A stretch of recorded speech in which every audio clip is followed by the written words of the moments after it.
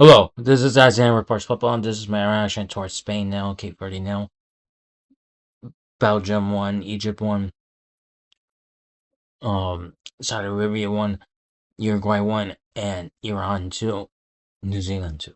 So let's begin.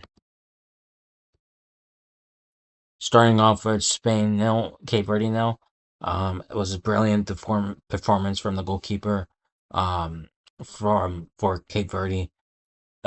He did save after save after save, and you see in this picture of him doing a brilliant save and um and fully using his whole body to push the ball over the crossbar, which is um very impressive, um and just shows how he was composed for Cape Verde.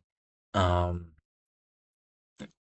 Cape Verde to get to perform well against the Euro 2024 winners, and it's just brilliant story for Cape Verde, and especially for Rosinha, who's just amazing in this game for Cape Verde. The goalkeeper is just what a story, and he actually gained 8 million followers on Instagram over this because of this, which is amazing. Just like how Tim Payne for New Zealand gained so many followers leading up to this tournament. But this guy, Vozinho, totally deserves the recognition that he's getting. And now with Spain, I was watching the game and they were so lethargic, Spain, they were so slow with the ball. You know, I don't know if it was just them being arrogant since there's only Cape Verde. Um I don't know why they performed like poorly. They were struggling to break down Cape Verde. They were moving the ball very slow. Not really doing any um impactful passes. And so on. So and like once your mom came on, he added a spark to this game. Um, but it's not like a really good sign for Spain though. Like relying on Yamal, who just came back from an injury. It's like you really need Yamal to be Cape Verde and add a spark to the game. Like it's not a really good sign from Spain. And we'll see what happens for them. Um, in the um in this group. Against Saudi Arabia. And Saudi Arabia who against the Saudi Arabia side who gave a decent performance against Uruguay and got a point. So we'll see what happens for Spain against Saudi Arabia. Next is Belgium 1, Egypt 1. This game was pretty fun, I think. It's pretty interesting game. Like in some moments it was uh uh livened up, some moments it kind of calmed down, but overall it was a nice, pretty interesting game. Where both sides were very different in their styles and approaches. Where Belgium had the possession, tried to keep it tidy with the ball, having the likes of Charles Catelaire, Jeremy Doku, Kevin De Bruyne, but they were struggling to break down Egypt. Um, and then Egypt made it 1-0 from a brilliant strike outside of the box um, um, from their midfielder, um, Ashore, um, who was like, and Courtois didn't even have a chance, and Courtois is a brilliant shot saving goalkeeper, and he couldn't save it, so that was a really good goal from Egypt and Ashore.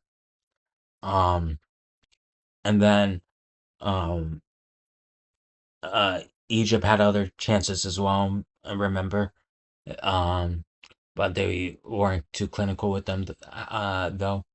Um, and then at the second half, it was pretty much the same thing. Belgium trying to break down Egypt and so on, which made Rudy Garcia to bring on Lukaku for, I believe, Decatelaire. And it worked since Lukaku came on straight away and made it 1-1 for Belgium, and it allowed Belgium to have a target to um give the ball to this person, which is Lukaku, to break down Egypt, which worked really well. And and and yeah, and then after that, I believe it was right after once 1-1, after Belgium made it 1-1. I believe Marmoush was through on goal. And yeah, but he missed it. So yeah, it could have been, maybe Marmoush could have done better with with that chance. But yeah, for me, I do believe that a 1-1 is a fair result for this game. I think a draw is pretty much fair. And then for Belgium, like, you need to work on their team cohesion. In my opinion, I feel like they're very lack some pattern of play as a team, and I just feel like they have only individuals. Because, in my opinion, Goku, like for example, was trying to do things all on his own, and so on. So I feel like they need to work on their attack together and stuff like that. And then regarding the defense, they could get caught out since they're older, like Michele Michel or something. I don't know how to pronounce his name, but he plays for Club Rouge, and he's an older defender. So Belgium could really get caught out defensively as well. And their midfield with Onana was very poor. Tillemans wasn't that good either, but especially Onana, he was really poor. And yeah, so, for Egypt, it's a good point for them. Um, and yeah, maybe they could have gotten a win in their heads. Maybe they could have gotten a win, but I think a point's still good for them. Yeah. Next is Saudi Arabia 1, Uruguay 1. It was a pretty interesting game as well. This one's a pretty fun game. There was multiple chances, especially from the Uruguay side.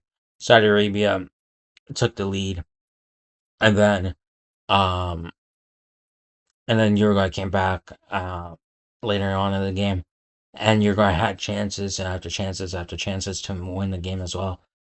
For example, Ugarte took a shot and it hit the post, and the Saudi Arabia goalkeeper was really good as well, just like the Cape Verde goalkeeper. Not as good because he did a mistake in a corner, um, to allow Uruguay to make it um to score, I believe. Um, and then also for the Uruguay's goalkeeper Muslera, he also made a mistake um to allow Saudi Arabia to take the lead. So I believe the couple goalkeepers that weren't perfect. Even though Muslera did have a really good save for Saudi Arabia against the Saudi Arabia attacker. Um, and yeah, like Uruguay, like isn't perfect.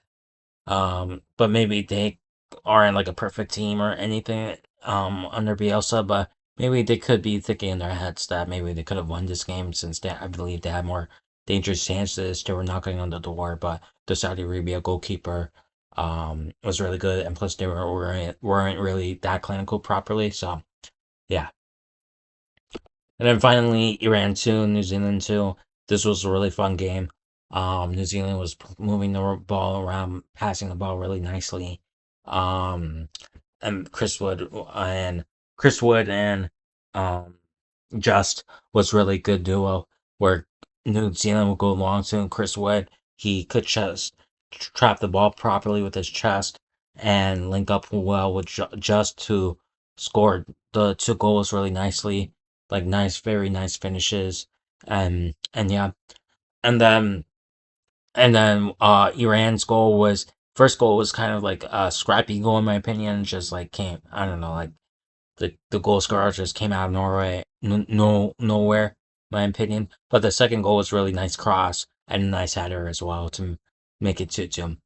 And for New Zealand's point of view, I feel like was poor defending. Maybe you could also argue for Iran as well. Like maybe you should have um maybe make Chris Wood's life difficult and not easily hold up the ball and so on.